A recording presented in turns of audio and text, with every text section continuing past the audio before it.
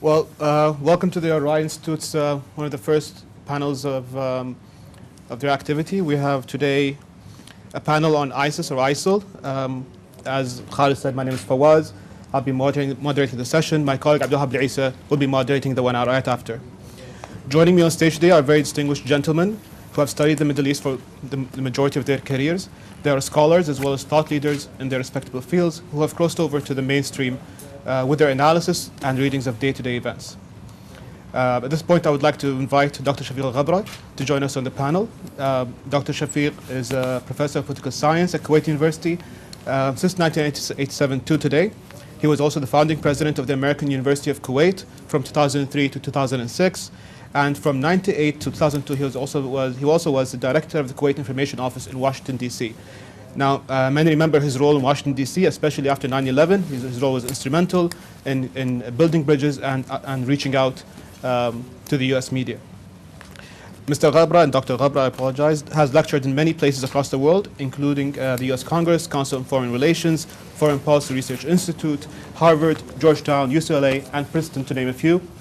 He frequently speaks on Islam, the West, liberalism, the existing changes and revolutions in the Arab world, the Arab-Israeli conflict, democratization, education reform, and leadership development. He's the author of 7 books and many more articles and papers. I don't know where you have the time, Dr. Ghabra, but that's impressive. Including Kuwait, a study of the dynamics of state and society, and his more recent book, حياة غير آمنة جيل الأحلام والإخفاقات, translated Unsafe Life, The Generation of Dreams and Disappointments. The book is a personal narrative by Dr. Shafeeq about the Arab world from the 1960s to 1980s. Dr. Shafeeq, will you join us on the panel, please?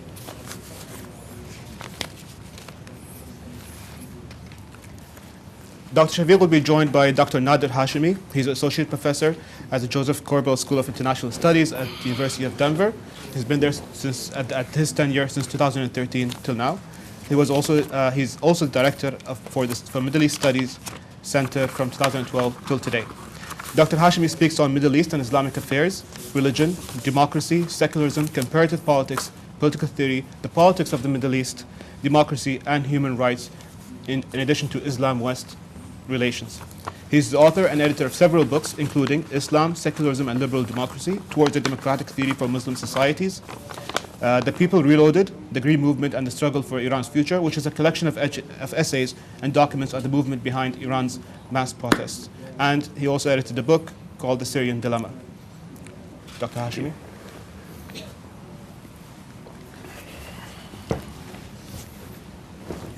Thank you for joining us today. Thank you.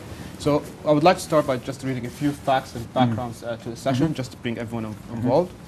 Now, I'm sure everyone in this room has heard about ISIS, ISIL, IS, however you may call them. I just want to share some facts about the organization and their so-called achievements to this day. Now, some estimate that ISIL and its allies control about 40,000 square meters of Iraq and Syria, comparatively to the size of Belgium. Others believe they control closer to 90,000 square meters, about the size of Jordan. That territory includes Mosul, Tikrit, Fallujah, Tal Afar in Iraq, Raqqa in Syria, oil fields, dams, main roads, and border crossings as well. 8 million people are believed to be living under ISIS control. And US officials believe that ISIS could have as many as 31,000 fighters in Iraq and Syria. And they say also a significant number of these fighters are neither Iraqi nor Syrian. Recently estimated, more than 12,000 foreign nationals from at least 81 countries, including 2,500 from Western countries, have traveled to Syria over the past 2 years. And this is very important. ISIS is reported to be now financially dependent. They have about 1.2 billion pounds in cash and assets, making it the world's wealthiest militant group. Initially, much of its financial support came from Gulf states, but now analysts say they're financially independent through smuggling, extortion, and oil production. Over the next hour or so, we're going to try to explore the policy failures that led to this situation, after which we'll take questions for about 30 minutes from the audience. Gentlemen, I'll start with an open question. I'll start with you, Dr. Nader, and then Sure. Dr. Shafeeq. How did we get here? What went wrong? Yeah, what went wrong? Well, the title of the panel is called Where States Have Failed, ISIS Has Gained. And I think in the title of the panel, that explains precisely the problem. There's been a general failure of states in the region. But what does that precisely mean? I think to understand the rise of ISIS, one has to understand how and precisely in what way states have failed. And I think the framework that I use to explain the rise of ISIS, which I think really is a symbol of the failure of politics in the region, precisely the consequences of two main events. The broad failure and consequences of political authoritarianism in the region, and secondly, the predictable effects of war and state breakdown.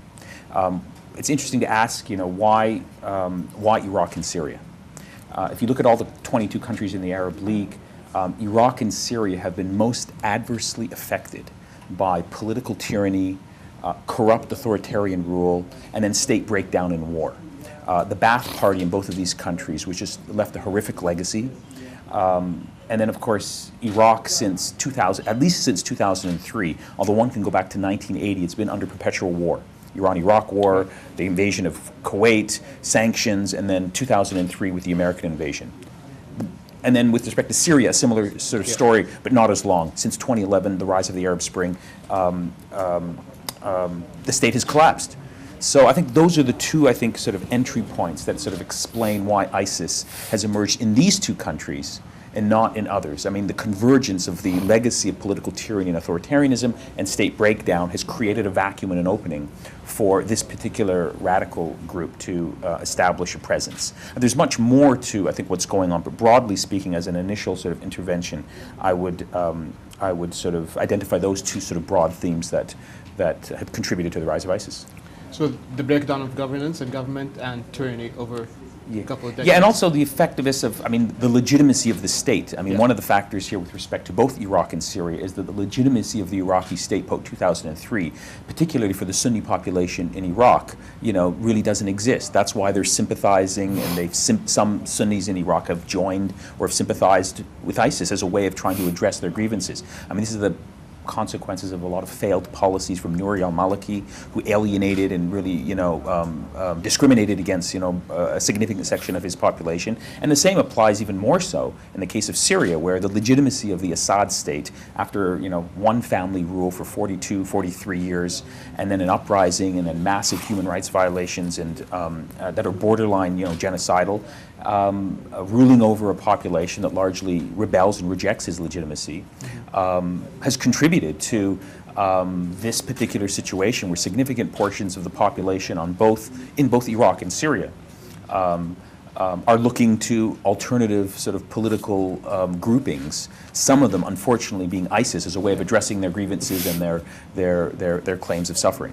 So I think the problem of political legitimacy, the problem of political tyranny, the problem of state breakdown, all of these have I think really contributed to the rise of ISIS. There's other things going on here. I think the failure and the crushing of the democratic openings that began in the Arab Spring, particularly the crushing of moderate political Islam in the case of Egypt, has then resulted in the rise of extremist Islam. There's a relationship here. When you shut down avenues for political expression across the region, people will resort to more radical interpretations. So there's a relationship between the crushing of moderate political Islam and democratic openings, and then the turn to ISIS. It's interesting to see how Al-Qaeda particularly responded to the Arab Spring protests. They were completely marginalized, completely incoherent. They had no following because there seemed to be an alternative option of bringing about political change through peaceful protest.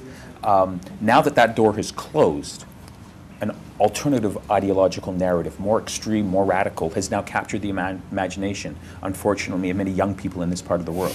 So there's a relationship between, it's not a coincidence that ISIS has emerged now in the aftermath of the broad crushing of the Arab Spring, and also, particularly in the context of Syria, the short sort of democratic opening that existed in early 2011 when it looked like, Assad could be, shaken or toppled or forced to compromise.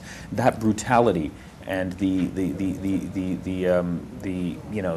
inability of sort of political change to happen has then created a space for radical extremist groups such as ISIS. I mean, ISIS is fundamentally, I think we have to, I mean, this has to be part of the conversation. ISIS is fundamentally, in my view, a Syrian problem. 2/3 of ISIS are located in Syria. It emerged and reconstituted itself in the context of the Syrian, conflict. It was basically defeated in Iraq 2010, 2011. It moved to Syria, and in the midst of the chaos and the breakdown, it rejuvenated itself, and now it's become the dominant player in Syria. So the future of ISIS is fundamentally connected to the future of Syria. And we don't know what the future of Syria is because Obama has been President Obama has been very, I think, limited in what his strategy for Syria is, what the future of Syria will be. But I think the future of Syria and the future of ISIS are deeply interconnected. And so any sort of talk about, what will happen to ISIS over the long term has to encapsulate a conversation about what is going to happen in Syria over the long term. Okay.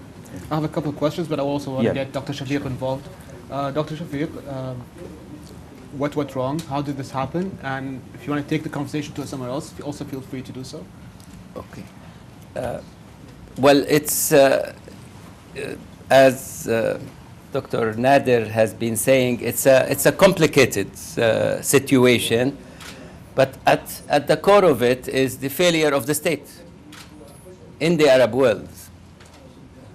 The other side of it is the rise of a generation that is the most numerous, the most condensed, the most young in terms of numbers. We have never had in our history a number that condensed of youth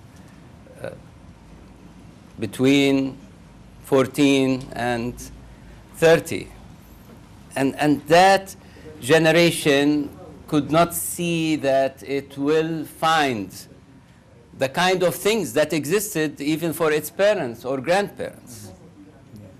It needs more, it sees more, it requires more, it understands more, and yet it doesn't see that the systems it's living under has evolved, modernized, changed, improved to fit its aspirations.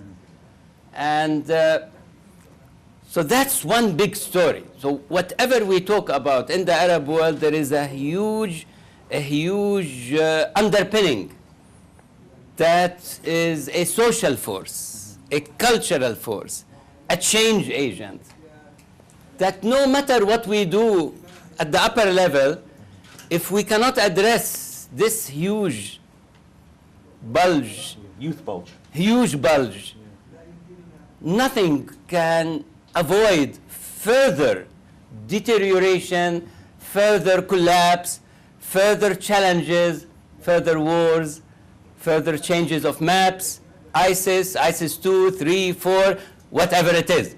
So unless we deal with this reality, not much can be done. On the other hand, when you look at the dynamics, we did have an Arab series of revolutions, the Arab Spring. Yep. But that Arab Spring was led by moderates and by quote-unquote non-Islamists, and by individuals who wanted a middle-of-the-way arrangement.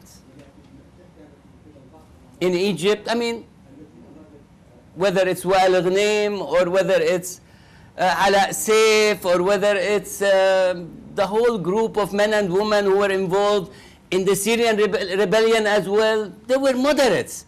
They didn't even have the intention to change regimes in the beginning. This has happened as these revolutions evolved.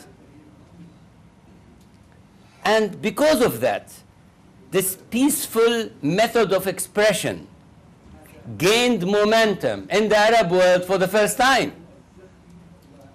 And the militant, military, armed struggle approach of Al-Qaeda and others kind of dwindled, kind of went backwards. So in a way, you were looking at the Arab world during the revolutions and saying that there could be a renaissance, there could be a moderate revolutionary process, there could be change by peaceful means, there could be a struggle by peaceful means, expression, from speaking to demonstrating, and that the armed groups will somehow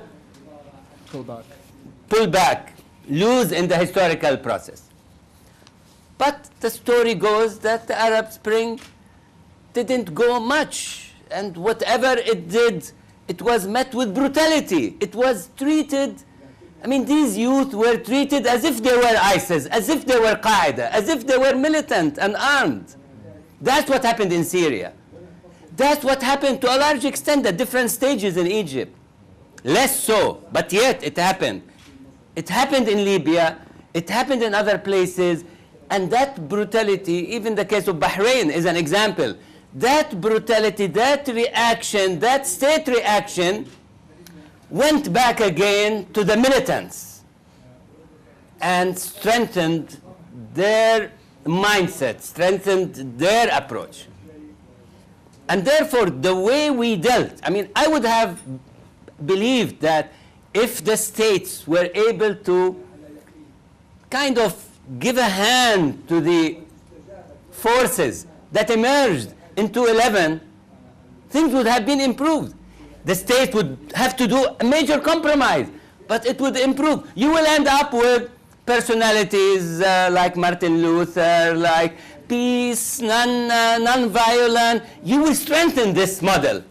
We didn't. We hit this model hard, believing no other model will survive. And now we have worse. And I think we haven't seen the worst. It will only get worse, particularly as we have disbanded the Muslim Brothers in Egypt. I mean, this commands 1/3 of the population. It has a major base in the society. To disband it this way and to treat it like you do with ISIS and the Qaeda and the militants, it will only get worse. In our part of the world, without now getting back to some dialogue, to some understanding, to some new packaging, to some reform, we will not be able to stop the kind of deterioration that is going through in the region. So I think we had an opportunity.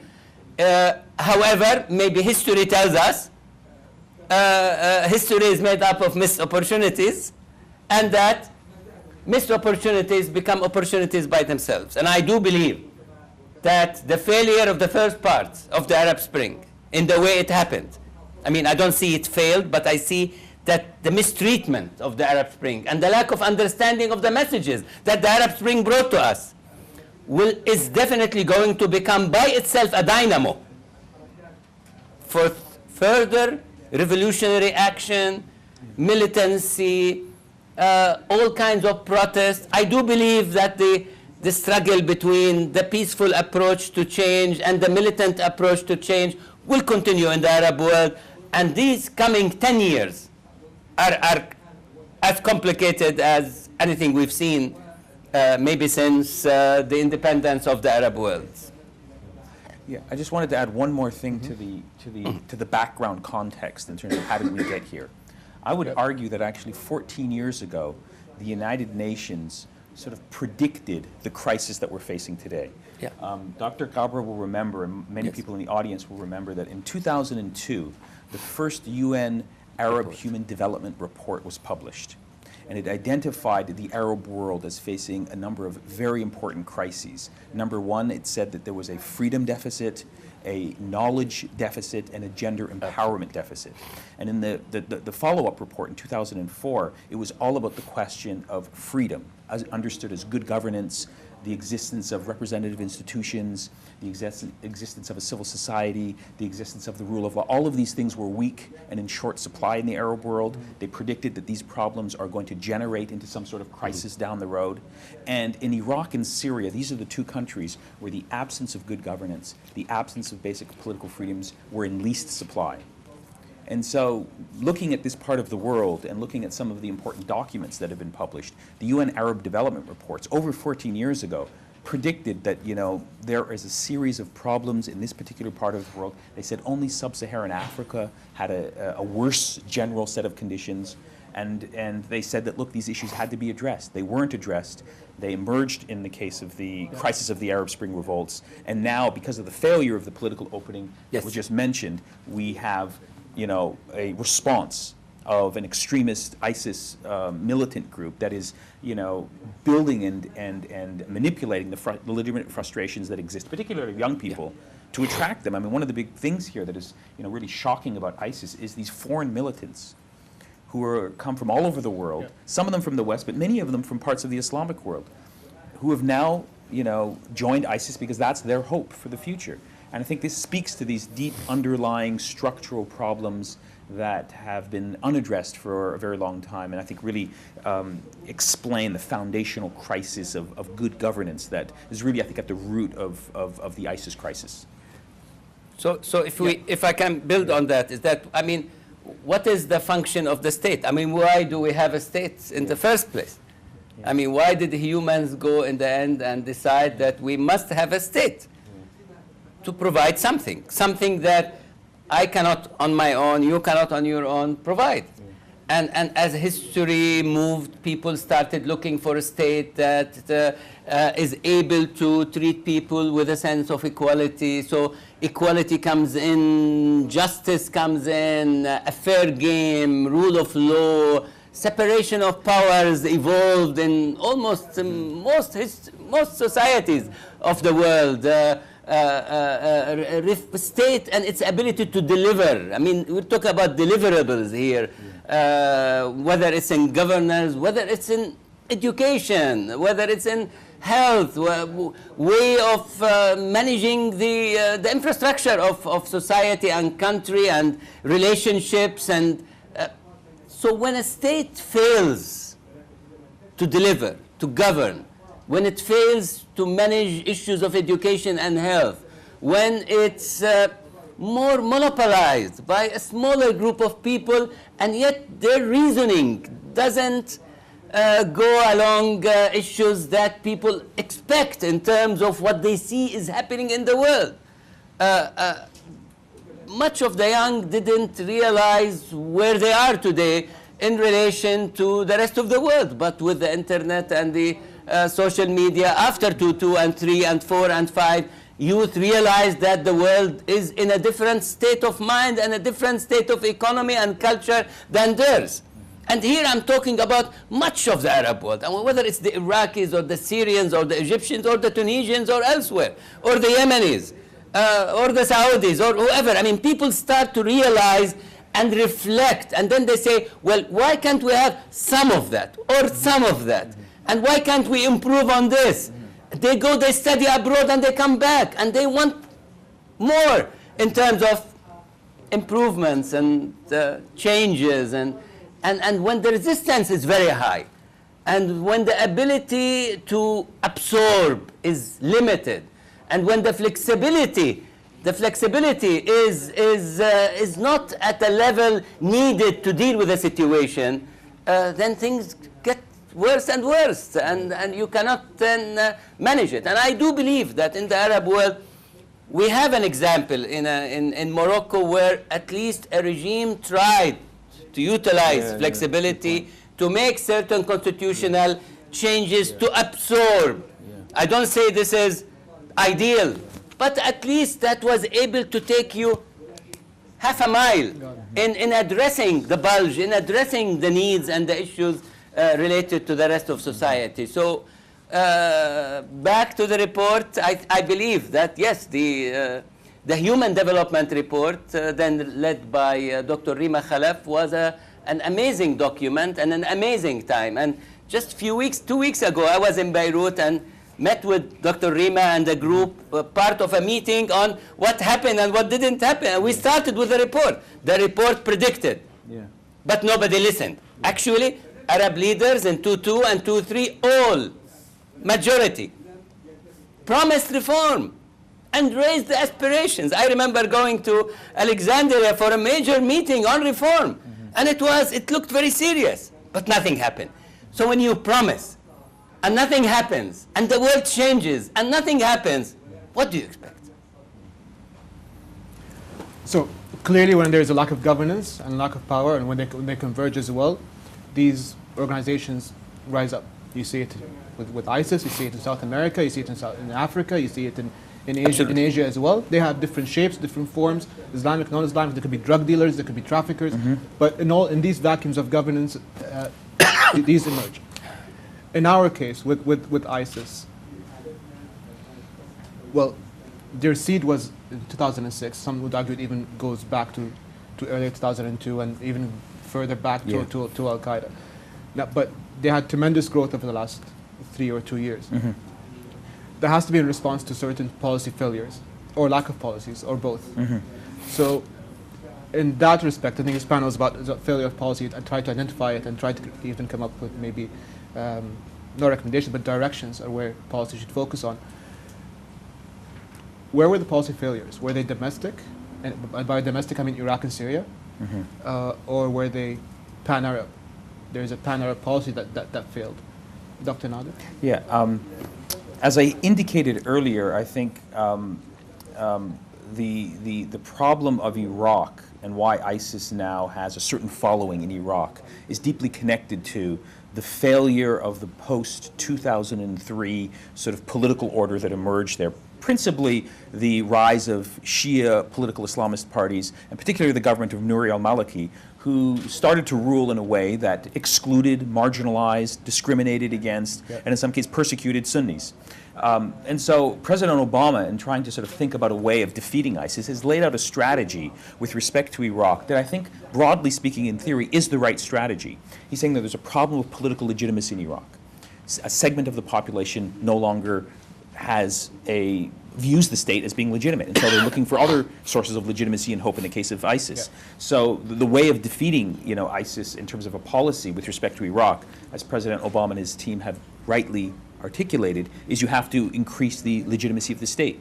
And so the hope is that with the new Iraqi prime minister, he's going to reverse or adopt a new set of policies that will reach out to the marginalized and discriminated Sunni population, to bring them in, to send them a message, not just in theory, but in concrete action, that their future lies in a united Iraq, and in a representative Iraq, an inclusive Iraq, a pluralistic Iraq. So I think that broad policy goal is the right one. Now, it's not something that's going to happen overnight, right? Yeah. Because there's been a series of failures here going back at least till 2003, if not earlier. So I think that is the right policy that needs to be pursued. And regional states, the international community has to really put a lot of pressure on the Iraqi government to change its policies and to increase its own internal legitimacy by reaching out to the Sunni population in Iraq. That same strategy, of course, and the same problem exists in Syria, but of course the situation in Syria is 1,000 times worse because you don't have an existing government that I think can be reformed, that can be encouraged to be inclusive. It has crossed the so-called Rubicon in terms of its behavior over the last 3 years, where effectively it's a neo-genocidal regime, chemical weapons, human rights violations, war crimes. So you're not going to be able to solve the problem of ISIS in the context of Syria unless you deal with the fundamental problem of the character and the nature of the regime in Damascus, which I think is unreformable, and unwilling to compromise and unwilling to sort of rule democratically, which then raises the big question, how do you remove Assad from power? And he has a lot of regional backing from Iran and international backing from Russia, and so he's staying strong. But I think the future of, in many ways of Syria and of ISIS, really, ISIS as a phenomenon, it's fundamentally a Syrian problem. As I said, it's deeply connected to the future of Syria. And we don't know what the future of Syria is because at least the biggest powers in the world, led by the United States, have not really laid out a plan for what the future of Syria will be. And so until that plan is laid out, ISIS is still going to be around. And we have to sort of, either get used to the existence of ISIS, or we have to start thinking about, an alternative plan that can sort of deal with the future of Syria, thus diminishing the appeal of ISIS and leading to a more legitimate state, a more representative state, an exclusive state, and that can only happen in a post-Assad period, which is a big problem that the world has been dealing with through 3.5 years, 4 years.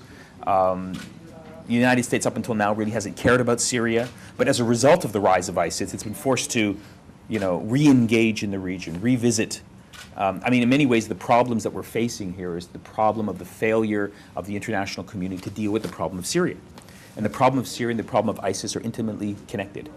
So, so that's a huge problem, you know. And until those problems are dealt with, we're not going to be able to deal with the ISIS crisis. Thank you. Dr. Ghabra, so these are the countries that have been put on stage for the last half hour. Iraq, Syria, Russia, the US. And you talked about Egypt in terms of the Arab Spring and Morocco. And when it comes to policies, when I asked the question of policy, these same countries came out. Where does the GCC fall? Where does Saudi fall? Where does the Arab countries as a league? I kind of know the answer to that question, but I want to put it on the stage as well.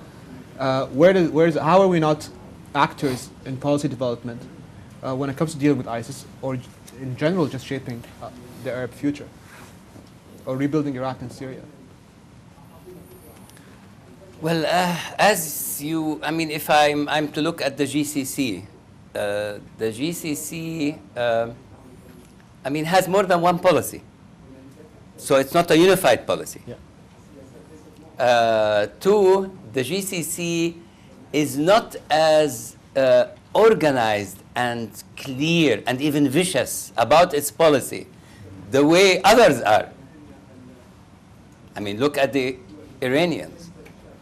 The policy of Iran is very focused. You have Qasemi, I mean, he's on the ground. Yep. You have a grassroots approach. The GCC approach has been maybe more financial than organizational. And more, you support this group, financial, but when the ships are down, you don't find that group. Look at Yemen. I mean, for 40 years, Saudi Arabia has been involved in Yemen, if not more. And this is a very strategic country vis-a-vis Saudi Arabia. And to see things go this way raises questions on policy, and to what extent the countries involved have been clear, serious, able to understand the details, build relations, grassroots, the way Iran or even Turkey is doing. Yeah. So there is a vacuum. We've heard names yes. in the discussion. We've heard Obama a couple of times. We've heard Bashar a couple of times. Yeah? You just referenced Turkey. So there is a vacuum, yes. And we didn't hear the Emir of Kuwait, or the Foreign Minister of Kuwait, or the Emir of Saudi, or the King of Saudi. I mean, there are attempts. You know, there are attempts. There will continue to be attempts. There are reviews. I see attempts. But you see, the environment is... I think the environment in the Arab world has taken the GCC and the Arab world in shock and surprise. Actually, I'm happy that there is such a meeting, and there hopefully will be such a meeting. We really don't think strategically. I mean, how many Arab think tanks? How many real debates and discussions that really goes beyond giving lip service to a particular policy? Look at our media. I mean, it's geared to support this line or that line. It's not geared to an open discussion, a true and an honest discussion. So I think there was a big surprise. That's one. Two, there is an inherent structural problem in the Gulf. And the inherent structural problem in the Gulf has to do with too much dependency on Western powers. I mean, the two countries in the region that have been able to go deep, I mean, Iran is independent and Turkey is independent. We are dependent in terms, so in a way, sometimes I believe there is a feeling in the region, well, if things go bad, when they go bad, then there is an international option. Then there is an American option. That's not the case anymore. The U.S. is in a different line as things are evolving, and so you need to have an independent policy, but also it has to be linked to some sort of an understanding of reform, of an understanding of how things should be in terms of new equations in the region, what people want, where they are. It can't be reinstating the status quo, and it cannot be Machiavellian. So Syria, I mean, you need to deal with the Syrian regime, which really created this entire, I mean, pushed hard. I mean, you look at Iraq, it pushed from one side. You look at Syria, you have 200, 300,000 people who died during the rebellion. I mean, that will create havoc and will create a certain mindset in the society. So unless we are able to deal with the Syrian regime, with the way things are in Iraq, this will reproduce, and it will have definitely ripple effects elsewhere in the region. So if I read between the lines, there's definitely a policy failure within the GCC when it comes to dealing with the region? There is a failure in the GCC when it comes to deal with the region, definitely, for reasons that has to be with vision and for reasons that has to be with policy. But doesn't mean that the GCC has not had good policy in certain areas. I mean, I look at Lebanon. Saudi Arabia has had a policy in Lebanon that at least protected the equilibrium of Lebanon. Right. Correct? I mean, there was that side that could have dominated, and at least Saudi Arabia and the Gulf provided an equilibrium. Hoping there, even with Syria, there was a good relationship with Damascus until Damascus was accused of assassinating the late Prime Minister al-Hariri. And so, but what I want to clarify here is that, yes, the GCC could have followed certain correct policies here or there or in Libya or elsewhere, but the strategic vision was always limited. And it could not see through what others were doing. And it was too dependent on a superpower that was not anymore the same superpower of the 1980s and 90s. Do you have anything to add? No, I would agree. I mean, one of the big debates in the United States is, at least under President Obama, was that the United States, under President Bush, was too invested in the Middle East. It has cost the United States too much money, too much blood and treasure, as they say. And President Obama, came into office claiming that he wanted to withdraw from the Middle East. Right. He wanted to reduce the American footprint, and he said the future of the world was in East Asia.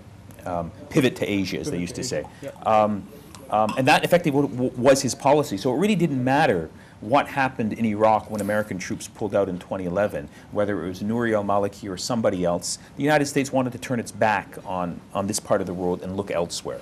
But as a direct result of looking elsewhere and pulling back, for reasons that are very understandable from an American perspective, because of the crisis of the American economy, the huge amount of money that was spent on the Iraq War that didn't produce the results that were hoped for, the turning away and the sort of ignoring what was happening effectively allowed for these conflicts that were beginning to rupture, particularly in the context of the Arab Spring and particularly in the context of Syria, which has led to the rise of ISIS, which then swept over into Iraq, and that was reinforced by the really incompetent and ineffective rule of Nouri al-Maliki.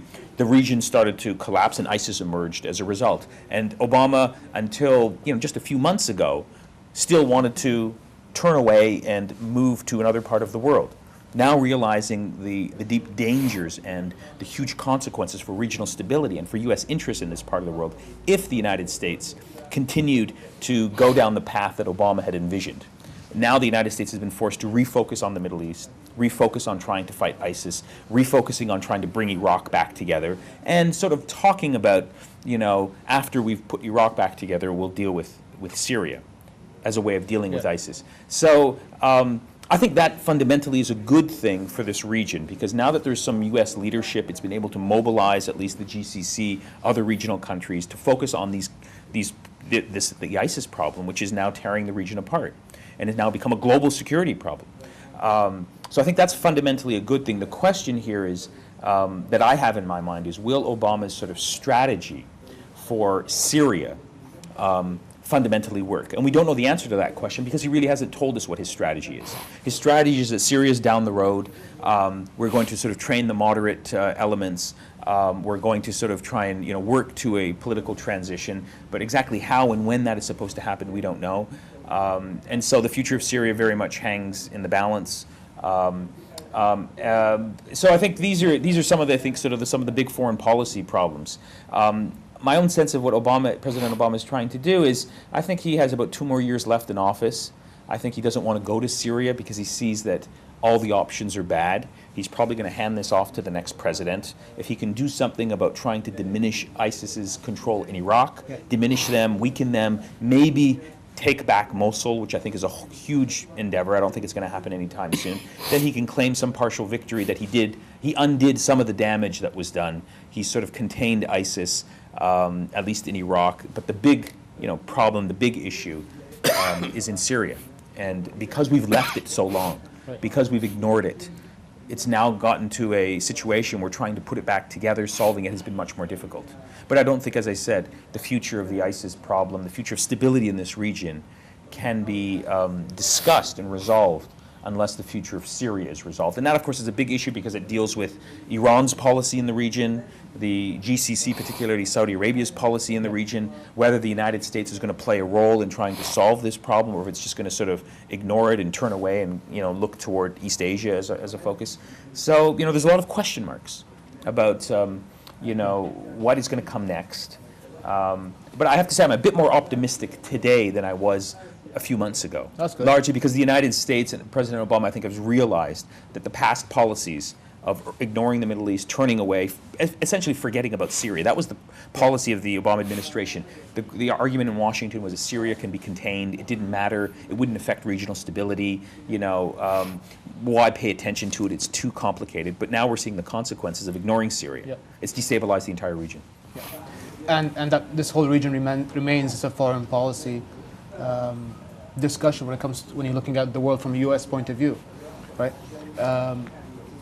The policies by Obama. Now you're optimistic now because of the changes that are happening in the White House and the foreign policy. Yeah. Let me bring back to Kuwait for a second. There was a study, a Twitter study or a snapshot that happened on September 21st, published by Al newspaper in Kuwait, by Dr. Fatma Salim, who's actually here in the audience. Oh, there she is. I'm not going to go through the study. I'm just going to get down to one interesting fact. Based on that, the people polled, 12.5% of the people polled said they had a favorable view of ISIS. 7.5% said neutral. You add them up, that's 20%. Mm-hmm. So, Dr. Shafeeq, when will we have a policy in the GCC or in the Arab world that deals with these issues? Mm-hmm. Dr. Nader keeps on going back to Obama policy from regional politics point of view. For us, this is not a foreign policy. For us, this is domestic policy. For us, this is survival. For us, this is our family and friends. Mm-hmm. Well, I believe that, thank you for doing that report. And I remember looking on what was published, is that first, I believe people are free to think whatever they want. And I believe we need to come to grips with this in the Arab world. You are free to think whatever you want to think. And you can change your mind overnight. And people change. Maybe 30% of people could shift from here to there. The question is always, who's making the argument? And are those who are making an argument in this direction or that direction effective? Is our media effective? Not the guided media, but the media that enlightens people. Is our media an enlightening media or a very narrow, shallow, limited, and it goes in a certain line? I mean, there are some pockets of enlightenment, but where is it? Very limited. And so if you don't really think of your education, critical thinking, if you don't think about your media, open debate and discussion, if you don't think about the way the debate goes on in society, people could come to all kinds of conclusions. Now, those who support ISIS, some may have, they see one part of ISIS, only one part of ISIS. They don't see the way it represses women, maybe. They don't see the way but they see the Sunni part of ISIS. And those who support Hezbollah, wherever they are, they see maybe the fact that Hezbollah resists the Israelis, or they see Hezbollah as a force that represents Shias in Lebanon after such a long time where Shias were marginalized in Lebanon. See, marginalization is the story in the Arab world. And everybody has an injured soul, and everybody wants representation and supports the other side just because they represent some sort of that marginalized part. So we need to create a debate about this. Now, I have no problem with people's views, whatever they are, right, left, center, as long as we don't carry arms against each other, as long as we don't destroy our institutions, as long as we don't take it to the level where we are harming others. Words can be dealt with words, and debates can be related to each other with debates. And we shouldn't be looking at this more than to help us sharpen our tools of understanding and our ability to reach out. So in this context, it's okay for me. But in some cases, they're more than words. I mean, yeah. We hear about, we opened up the newspaper and we hear so-and-so Al-Kuwaiti was killed in Iraq. Or so-and-so Al-Kuwaiti was killed in Syria. And he's the head of I don't know what. Yes, now, as I understand, the total number of Kuwaitis that died, but I'm not sure of the statistic. I would need definitely an official statistic, but I hear of maybe 60 or 50 that died in Syria and Iraq over the last few years. If this is true, if this statistic is true, I don't know to what extent, then it really raises a question. Why would someone from Kuwait, a very affluent and a very type of society, leave Kuwait and go all the way? That's telling of the time. Why would a Saudi, in the hundreds, in the thousands, leave a country like Saudi Arabia, oil, Gulf, etc., and go die in Syria? This is a sign of the generation. This is a sign of the time. Has nothing to do with ISIS. That's one side of it. Has nothing to do with Qaeda. That's one side of it. There is a deeper side, which is the generation bulge, which is the generation that is looking for a meaning, and they don't find the meaning, and they go elsewhere.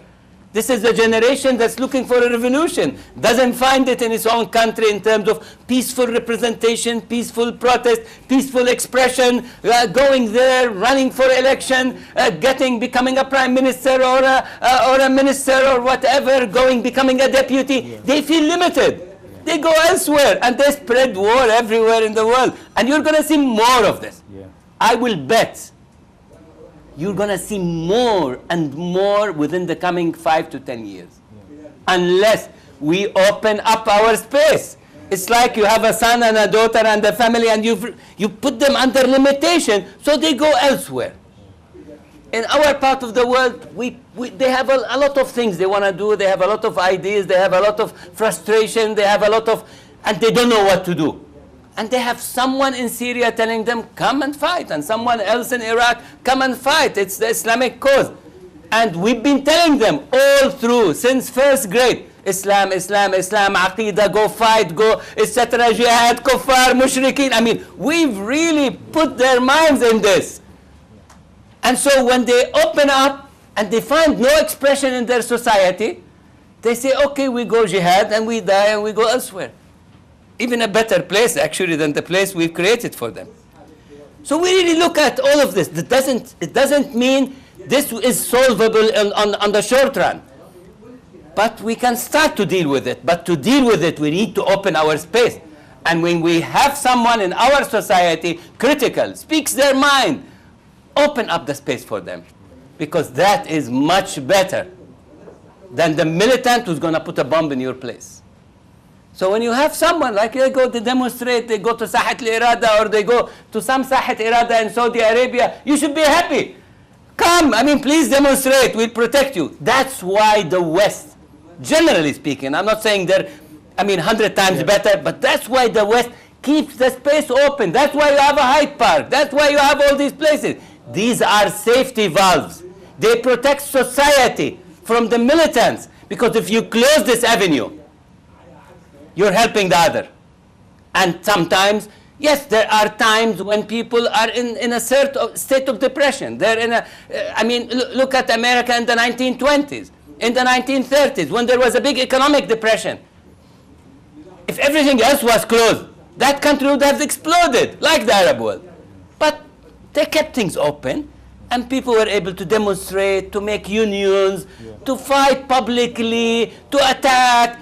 They let the frustration out, and the system reformed itself, got through the wave. If they behaved the way we do, they would have created a million ISIS. Yeah, I would agree. I just want to amplify what he said. I think we're on the same page. When peaceful political alternatives are closed, are shut down, young people are not simply going to commit mass suicide. They're going to look to alternative political ideologies and options that can give them some sort of hope for political change. You know, there's this great line by the former head of the African National Congress, Oliver Tambo, who once said that when peaceful revolution becomes impossible, violent revolution becomes inevitable. Absolutely. And so I think if this poll that was mentioned in Kuwait, 20% support for ISIS, was conducted in 2011 when the Arab Spring began, I suspect the numbers would have been much smaller. The timing here is very important. So I think that's one big problem here. You know, the closure. I mean, what's the other alternative model for young people who want political change? You look around the region, the Arab Springs revolts have all been crushed. So some people are turning to extreme options. That's completely rational and to be expected. The other point that Dr. Ghabra mentioned, and I think is very important here, it's very difficult to talk about, is the problem of an extremist interpretation of Islam that has been around in our part of the world for far too long, that is anti-women, that is anti-minority, and that has unfortunately sunk deep roots in the hearts and minds of some people. This is part of the problem. I mean, the ISIS ideology, a lot of these young people, even in the United States, I was coming from Denver 2 days ago, and the big news from Denver when I was leaving was that 3 young Muslim girls from Denver had left their homes and were on a plane to go to Syria. They were completely American raised, but they believed that the interpretation of Islam that was being promoted by ISIS was authentic Islam, that this was, you know, the hope for the creation of a true, genuine, authentic Islamic society. Where they got that from, you know, needs to be investigated, but it basically, in my view, comes from the interpretation of Islam that has been very prominent and taught at a very young age in some of the mosques, not all of the mosques, but at least in the United States in this case, and young people believe that. And so they look at, you know, what's happening in across the Iraq-Syrian border, and they think somehow that is true Islam, because everywhere else they see corrupt regimes, they see unaccountable regimes, they see political space that has been closed. So the interpretation, this interpretation of Islam, which is a huge embarrassment for me as a Muslim living in the West, because my non-Muslim friends and my, you know, American and Christian and Jewish friends, you know, they ask me, what's going on with your religion? Because that's how they view this. Why are all these young people, why this interpretation of Islam that is so, you know, radical, extreme, intolerant? Where is this coming from? And so it's a difficult, you know, time for American Muslims to try and explain that's an extremist version, there's other interpretations, because it dominates the headlines and it affects how people think. But there is a reality there of an interpretation of Islam that is very much part of the ISIS ideology that has its roots in other parts of the Muslim world. But this discussion that we're having right now is the same discussion I've been having for the last 20 years or 25 years. Whenever an explosion happens, that discussion comes up. Oh, somebody, Islam is hijacked. Islam is this. There's a lack of vision in Islam, or there's a wrong vision in Islam. Especially after September 11th, in the year that followed.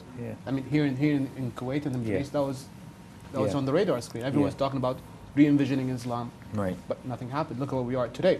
So the question is, and this is going to be the last question that we're going to open up to the audience. And so, really quick answers. Should there be a new vision for Islam? For societies to consume?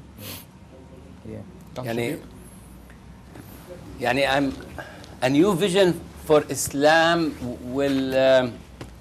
Because there is a vision right now. Yes. It's being consumed. It's being There are many utilized. visions. There are many visions. Multiple visions. There are multiple visions. There is the vision coming from the state. There is the vision coming from the base, whatever the base is, whether it's Qaeda or the Salafis or etc. There is Muslim Brothers, peaceful, but also with a certain ideology.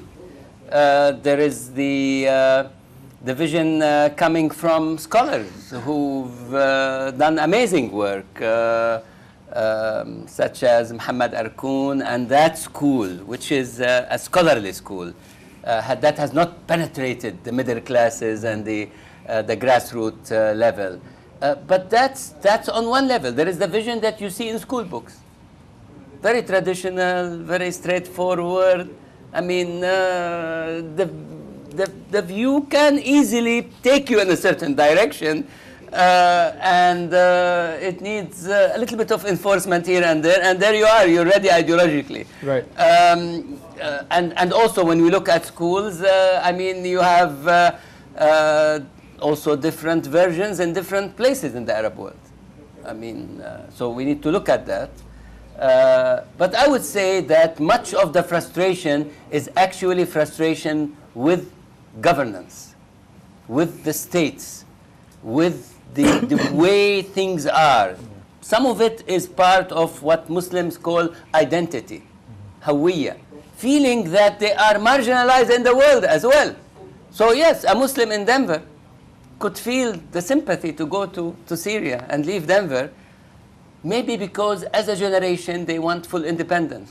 Maybe they are brought up in America with a very strict family. They wanted total independence and they go all the way to Syria or etc. So maybe it's a sign of independence, maybe it's a sign of feeling the identity is marginalized. The Arab-Israeli conflict, no matter how much we ignore it, it's the big elephant in the room, will continue to be the big elephant in the room that will trigger a lot of things that relates to Islam and identity and the Arab world and then the rest of the world. So where do we start? I mean, we start with reform, we start with justice, we start with equality, a sense of governance, but we also start with looking at where does our religion stand on issues of human rights, on issues of women's rights, on issues of minority-majority relations, and how we move from there. And so it's, I think it needs a holistic approach of which reform and the reform-minded approach is at the core center of it. So over the last 20, 30 years, you've had these Islamic militant groups rising and sometimes being defeated. But at no point has society or the government ever declared victory against them. I mean, in a public way, and shot down that thinking in a very public way. Do you see that? You cannot. You see, I mean, if we look at the historical relation, I mean, this region was on the rise of a pan-Arab nationalist secular ideology in the 1950s and 60s. And Nasserism, Qawmi al-Arab, pan-Arabists, Arab nationalists. So we all in this part of the world were extremely secular in the 1950s and 60s. Look at the dress codes of the 1950s and 60s. Look at Kulthum and people who were attending. You will not find a single scarf. I mean, not to say wrong or right, but basically it's telling of how we thought then. And then 67, the defeat of Arab nationalism. And that defeat of Arab nationalism created a vacuum. And the Arab world did not do the kind of reform it was supposed to do.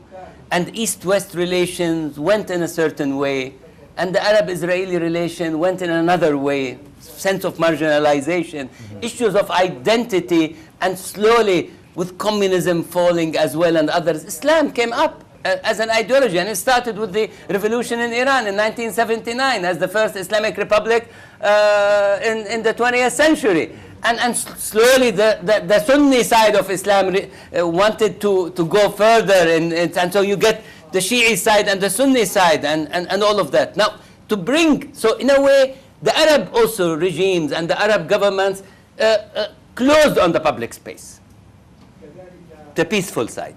The public space was closed. And I cannot take Kuwait as an example alone. At the end of the day, it's a population of 1 million, 1.2 million now, but it used to be much smaller. But look at much of the Arab world, you will see that. And take Lebanon out of the balance, you will see that the public space was closed, was locked.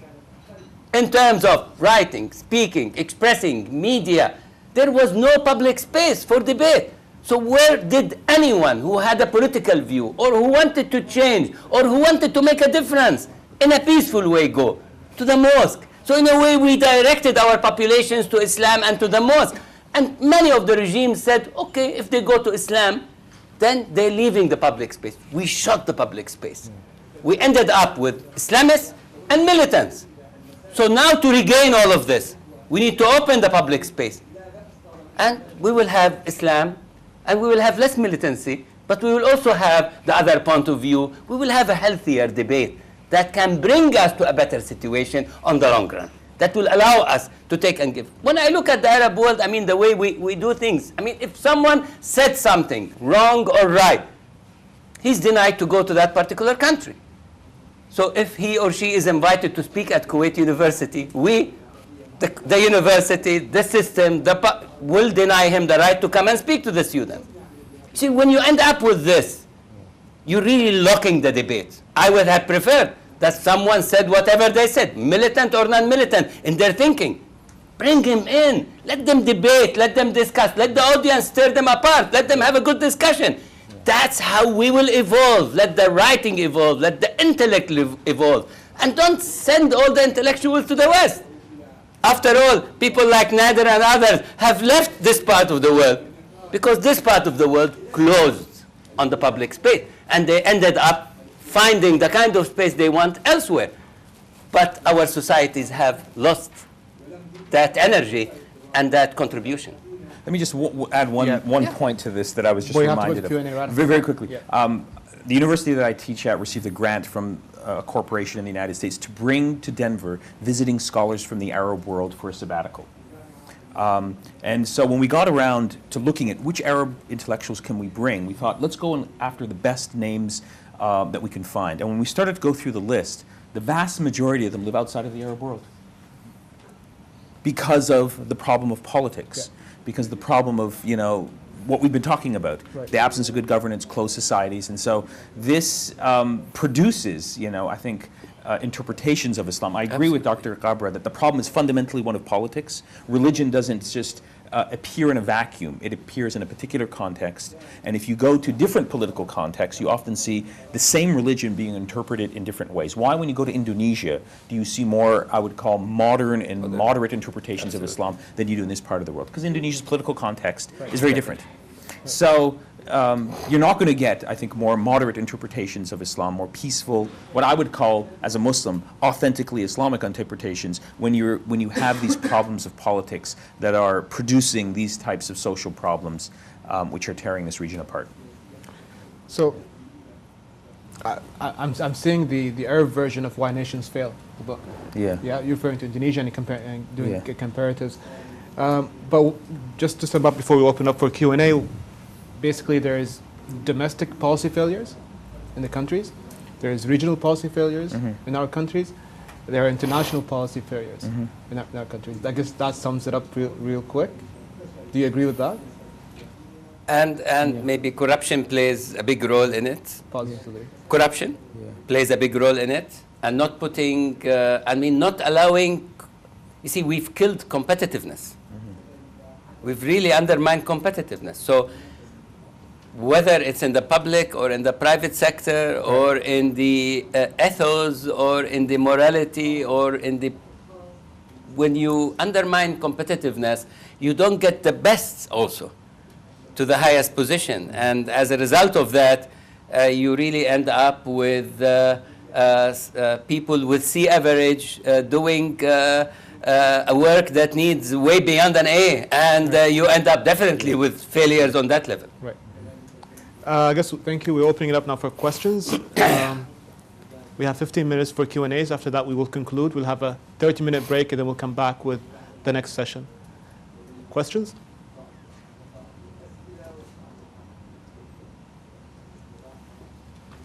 Yep. What role do you see the United States could play in actually trying to foment some sort of positive change in the region? Yeah. Do you want to take that? Why don't you take it? Yeah. You know, there was a lot of encouragement when the Arab Spring protests broke out, when President Obama embraced the change. He gave a series of really, I think, wonderful and positive and encouraging speeches. His most famous one, actually, was the last time when I was in Kuwait, because I remember it specifically. I was on the airplane going back. It was on May the 19th, 2011. It's a wonderful speech. It was basically a speech about U.S. foreign policy toward the region, and President Obama, in that speech, announced that U.S. foreign policy to this region would now change. He said specifically that policy toward the region would be geared towards supporting reform, supporting civil society and democracy. And at least that was a nice speech, but when it actually came to effective policy, not much was done. When the backlash against the Arab Spring protests started to begin, and particularly in Egypt, President Obama effectively stood on the sidelines, didn't do very much, and then embraced, in this case, General El-Sisi, who is now the new dictator of Egypt. So the gap between what President Obama promised and what he actually delivered is massive. And so I think, what can the United States do? The United States can live up to its stated values that it routinely proclaims as being foundational to its foreign policy and to its vision for the world. Supporting, and it does, in rhetoric it does that. I mean, just around the time, it was about a month and a half ago, Obama gave this great speech on civil society, and how civil society was the answer, civil society was the way forward, we're going to support civil society. So diminishing, I guess, the gap between the rhetoric and the reality of the policy would be, I think, a major contribution. Just living up to the promises that President Obama gave during the Arab Spring moments. Living up and fulfilling, that's what happened to that May 19th, 2011 speech. It's completely been ignored. It was a great speech. I celebrated it. In fact, what was so good about this speech was that he interpreted for an American audience the whole question of political change in the Arab world through the lens of American political history, linking it to the struggle for civil rights, linking it for the struggle of the American Revolution, linking it in terms of universal values. And it was a very encouraging speech. You know, sadly, I believed the speech, only to see that the policy didn't live up to the stated words. So I think those are basically and the other thing that comes up, and this is something I think most Americans don't understand. I think one concrete policy change that the United States can undertake that will help establish peace, diminish the appeal of radicalism in this part of the world, is to do something serious about the Israel-Palestine conflict. Because the existence of the Israel-Palestine conflict fuels Islamic fundamentalism, fuels radicalism, supports authoritarian regimes. It's only the United States that has the power and the influence that can solve that conflict. President Obama seemed like he wanted to do something in his first term. Everyone said, well, he has to wait for the next election. The next election came. He did absolutely nothing. We saw what happened in Gaza over the summer. Those types of events do not assist the forces of moderation and peace and democracy in the world. They support the antithesis of those forces. So, I mean, this is a big issue. So that's one concrete policy. But broadly speaking, I mean, there's the whole gap between the rhetoric and the reality of U.S. foreign policy that, everyone, and I think this is one of the reasons why there's a connection with ISIS here, because these young kids who go and join ISIS, they basically have given up on Western values. They say, what values in the West and the United States do you expect us to believe? You claim to support human rights and democracy and dignity and freedom. Well, where do we see that in U.S. policy with respect to the Middle East? Where do we see it with respect to Israel-Palestine? We don't see it anywhere. So they've completely, I think, rejected any claim that the West stands for any consistent and coherent set of values and policies. And they've turned to, some of them, unfortunately, a small number, but have turned, they think Al-Qaeda and in this case ISIS provides a more attractive appeal, an alternative utopian universe where there'll be consistency and justice, and of course, these kids that go there, they see something very different, but they've completely given up because of the double standards. The double standards that are so deeply rooted and keep coming up as a core grievance that young people in particular simply don't understand, because they like the United States, they like U.S. values, they like U.S. history, but the policy, unfortunately, particularly in this part of the world, leaves a lot of questions that need to be answered. So I think that's fundamentally the problem as I see it. Yeah.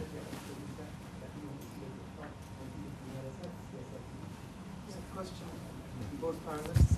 My question is, how do you see Iraq going forward with the current situation where the panel, the title of the panel is "Where States Have Failed, ISIL Has Gained"? Iraq, after 2003, was put in a certain political structure or system that has proven not to be successful elsewhere in Lebanon, for an example. So how do you see things going forward with that? And my second question is about the strategic question that Dr. Shafeeq was saying in regards to Saudi Arabia or the GCC. They're too dependent on foreign powers. There's a new strategic alignment with Egypt that we can see today. How do you see that going forward as well? Thank you. Okay, we'll start with the new alignment with Egypt. But we have 9 minutes. We have 9 minutes.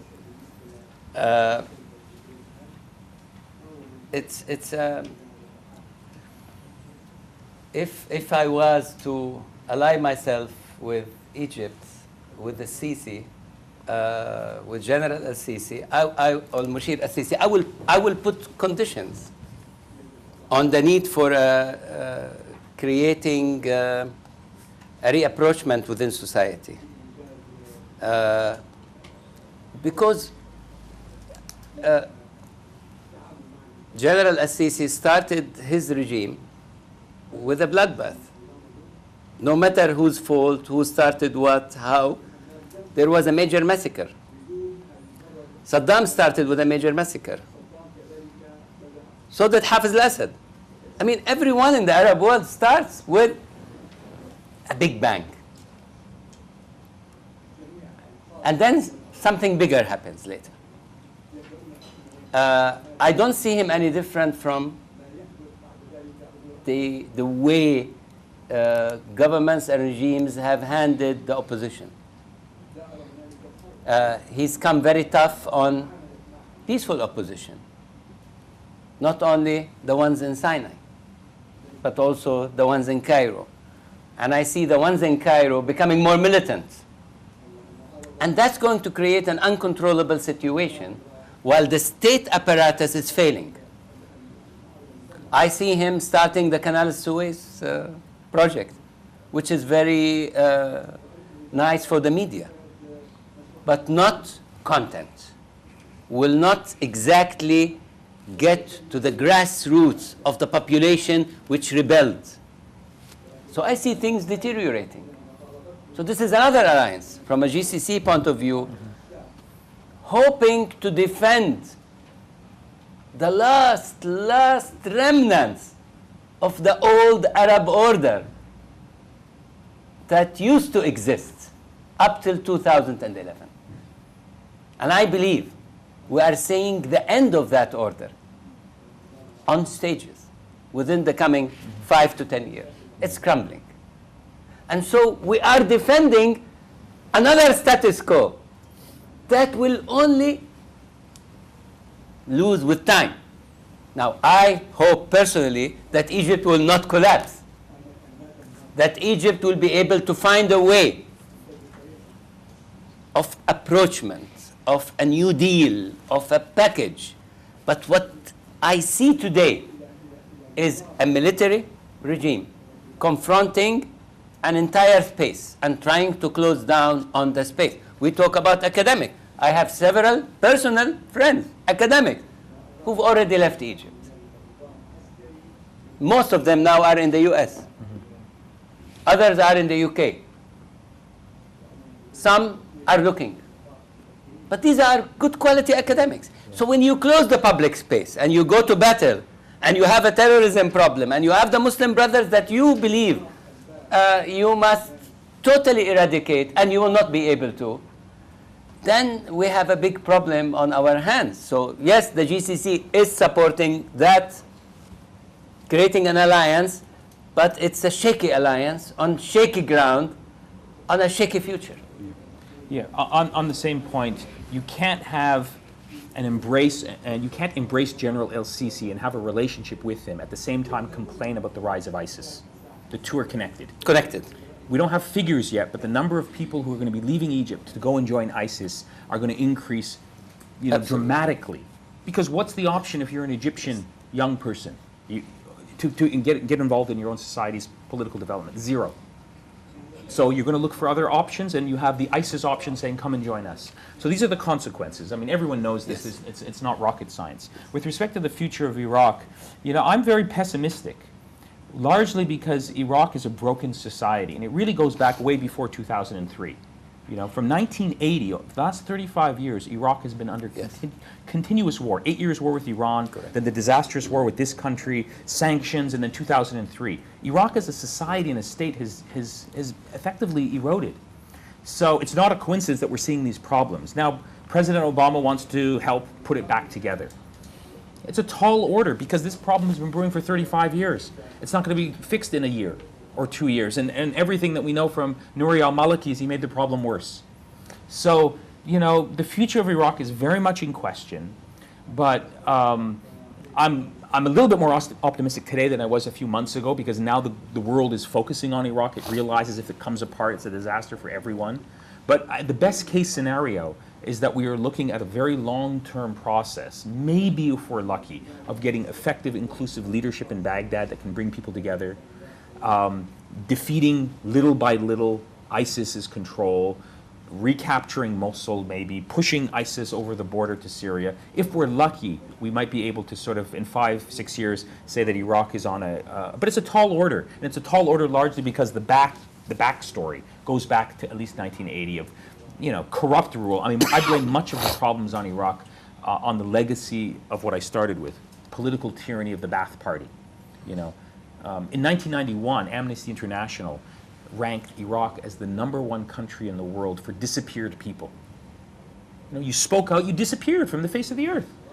This is the legacy of broken politics, and it got worse every year. It got worse. So now maybe in 2014, with this new government, things will start to change. Maybe, but it's a long order. So I'm not very optimistic. It's a big problem, and it's a problem that's been festering for a long time. But at least now if I had to say something positive, at least the attention, the effort of the international community is back on Iraq, and it's trying to put it back together. But it'll be a long time. I think with that last comment, we will conclude our session. There's a 30-minute break. The next session will start at 11 o'clock with my colleague, AbdulWahab AlEssa. Thank you for joining us. Thank you. Thank you very much. Thank you. Thank you.